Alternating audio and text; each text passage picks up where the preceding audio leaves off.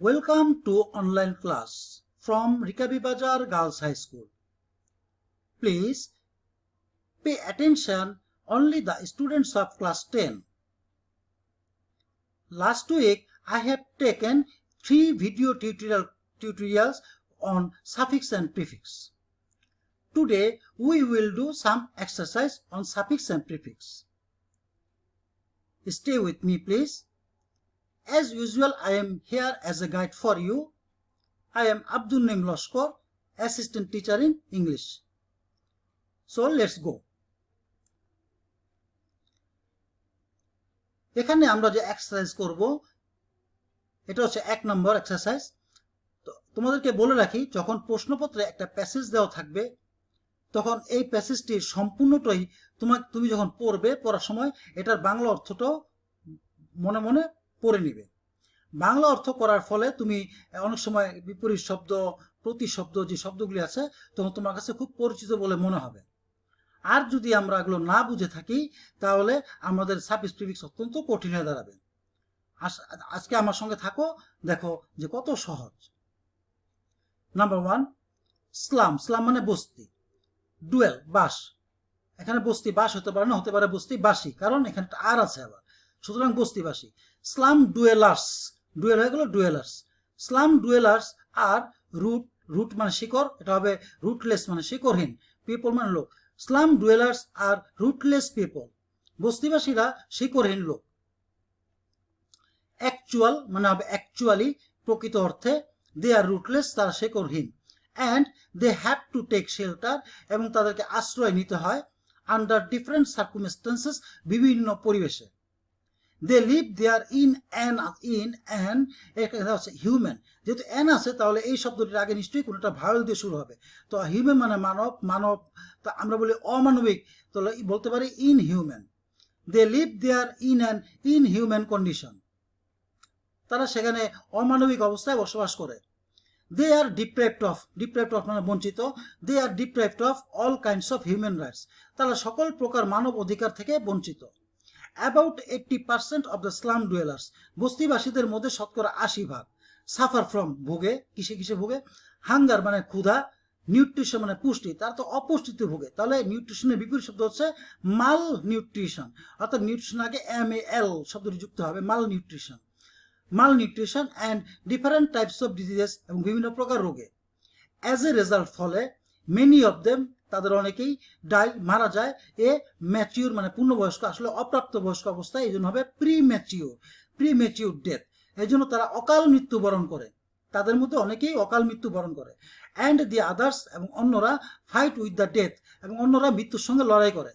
They live in a society, তারা সমাজে বসবাস করে, অফ ললেসনেস অ্যান্ড ভায়োলেন্স।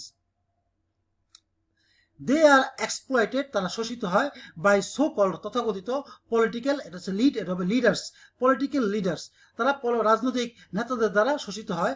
কেন শোষিত হয়? কারণ তাদের দিয়ে করানো হয় ফর অর্গানাইজিং, আয়োজন করে তারা কি, hartals, picketing, damaging vehicles etcetera. The government and NGO মানে non government. The government and non government welfare মানে অর্গানাইজেশনস মানে সংস্থা, সরকারি এবং বেসরকারি সংস্থাগুলো শুড কাম ফরওয়ার্ড, এগিয়ে আসা উচিত, টু রিহ্যাবিলিটেট দেম, অর্থাৎ পুনর্বাসন। সরকার এবং বিভিন্ন বেসরকারি যেগুলো সংগঠন আছে, সংস্থাগুলো আছে, তাদের পুনর্বাসনের জন্য এগিয়ে আসা উচিত। আমরা 2 নম্বর প্যাসেজে চলে যাই।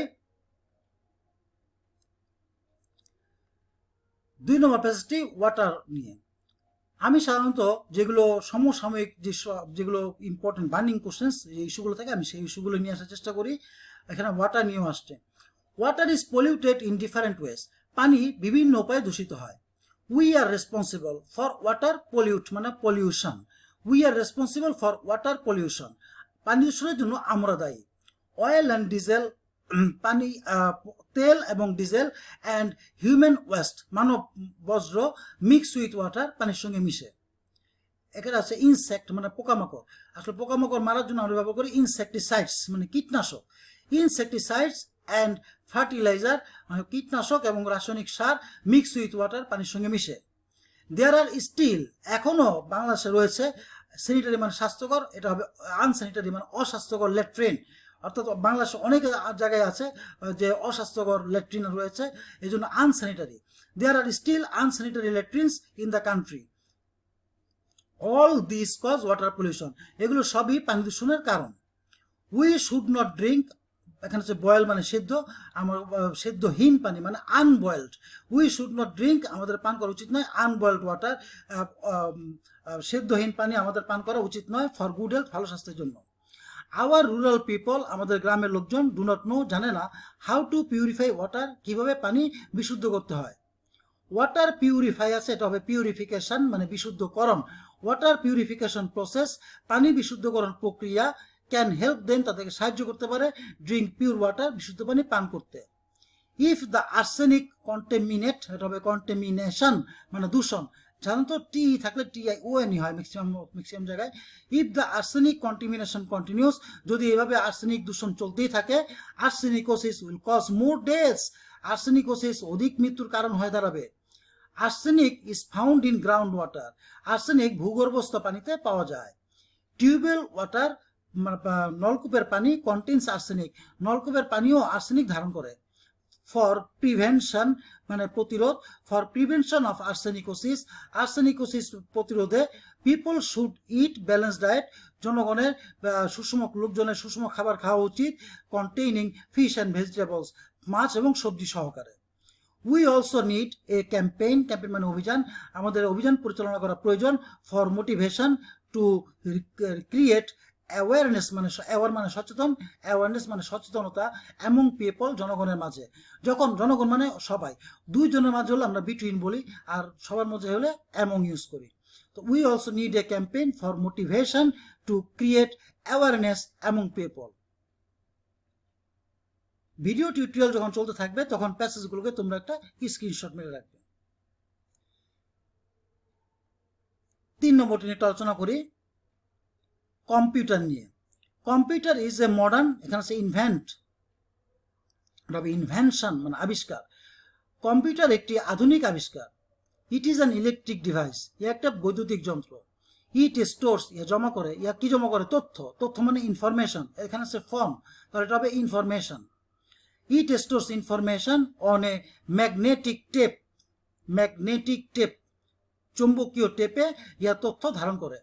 দেন ইট মেক্স অ্যান অ্যানালাইজ, সেখানে তারপর একটা এন্ড আছে, আমরা সবসময় যদি কোনো জায়গায় এন্ড থাকে তাহলে এন্ডের, এখানে যেহেতু এন্ডের আগেরটা আমাদের যে শব্দ দেওয়া আছে সেটার সার্ভিস প্রিভিস করতে হবে, আর এন্ডের পর একটু খেয়াল করি, এখানে আছে produces, produces ES S by S যোগ আছে, যদি এটার মধ্যে এস বাই এস যোগ হয় তাহলে আগেরটার মধ্যে এস বাই এস যোগ হবে, আর যদি আগেরটা কখনো এরকম এস বাই এস যুক্ত থাকে তাহলে পরেরটার মধ্যে এস বাই এস যুক্ত হতে হবে।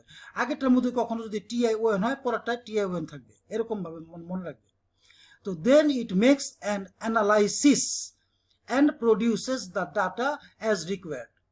Computer is really a very wonder, এটা হবে ওন্ডারফুল মানে চমৎকার, ইনভেনশন আবিষ্কার। কম্পিউটার সত্যিকার অর্থে কম্পিউটার একটি খুবই চমৎকার আবিষ্কার। The use of computer, computer ব্যবহার, has got world wide, popular আছে, পপুলার মানে জনপ্রিয়, জনপ্রিয়তা তার মানে popularity. The use of computer has got world wide popularity, কম্পিউটারের ব্যবহার সারা বিশ্বে জনপ্রিয়তা পেয়েছে। ইট হ্যাজ বিন ফার্দার, ইয়া আরও, এটা হচ্ছে মডার্ন মানে আধুনিক, আর এটা আধুনিকতা, ইয়া আরও আধুনিকতা পেয়েছে, তো এই জন্য মডার্ন হবে modernised, modernised. It has been further modernised, yeah আরও আধুনিকতা পেয়েছে। People are going to have computerised system, digital থাকলে আমরা বলি ডিজিটালাইজড, কম্পিউটার থাকলে আমরা বলবো কম্পিউটারাইজড, আর যেহেতু হ্যাভ আছে সুতরাং এটাও 3 নম্বর। People are going to have computerised system of world in every sector, but one thing is very important to know that, কিন্তু একটা বিষয় খুবই গুরুত্বপূর্ণ জানা উচিত যে use of computer effects eyesight, কম্পিউটারের ব্যবহার দৃষ্টিশক্তিকে প্রভাব করে। আসলে কি ব্যবহার নাকি অতিরিক্ত ব্যবহার? অতিরিক্ত ব্যবহার। তো অতিরিক্ত ব্যবহার হলে আমরা বলবো ওভার ইউজ, ওভার মানে অতিরিক্ত, আবার এটা ইউজফুল দিও না কিন্তু, তাহলে একটু কম্পিউটারের উপকার হয়ে যাবে। তো আর অ্যাবিউজও দেবো, অ্যাবিউজ দেওয়া যাবে না, অ্যাবিউজ মানে অপব্যবহার, আমরা তো কেউই কম্পিউটার অপব্যবহার করি না, এটা হবে আমরা অতিরিক্ত ব্যবহার করি, এই জন্য এটা হবে over use. Over use of computer, কম্পিউটারের অতিরিক্ত ব্যবহার এফেক্টস আইসাইট, দৃষ্টিশক্তিতে প্রভাব ফেলে। সো তাই স্টুডেন্টস শুড, তাই ছাত্রছাত্রীদের উচিত minimum the period of using a computer, period মানে সময়কাল, ইউজিং এ কম্পিউটার, কম্পিউটার ব্যবহার মিনিমাম মানে কম পক্ষে, আর যেহেতু আরও কমানো, ছাত্রছাত্রীদের উচিত কম্পিউটার ব্যবহার সময়কালীন কমিয়ে ফেলা, এই জন্য এটা হবে মিনিমাইজড, মিনিমাইজড, MIZED হবে, MINI, mini, MI মিনিমাই, ZED minimised. তো ছাত্রছাত্রীদের উচিত কম্পিউটারের ব্যবহার সময়কালীন কমিয়ে ফেলা।